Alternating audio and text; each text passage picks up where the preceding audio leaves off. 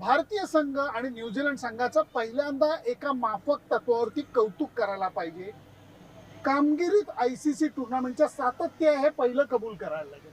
100% म्हणजे त्यात काहीच वाद नाही. न्यूझीलंड जास्त काळ भारतापेक्षा, पण भारताने गेल्या 3 वर्षात जे वर्चस्व राखलेलं आहे ते जरी नवा कर्णधार, नवा प्रशिक्षक, नवी संघ बांधणी, त्या सगळ्याचं फळ अजूनपर्यंत तरी मिळतंय. एक ठेच लागली, पण त्याच्यामुळे विशेष फरक अजून तरी पडलेला नाही. खूप फरक आहे. कारण काय आहे, आपण दरवेळेला म्हणतो हे हे हे करतात, पण फायनल मध्ये काय करतात, अमुक काय करतात, तमुक काय करतात. एक लक्षात घ्या, गेल्या T20 खूप जण ऑस्ट्रेलियाचं अगदी भरभरून कौतुक करतात. करायला पाहिजे. त्या संघामध्ये ताकद आहे, दुमत असायचं कारण नाही. पण गेल्या T20 वर्ल्ड कप मध्ये ते उपांत्य फेरी खेळले का?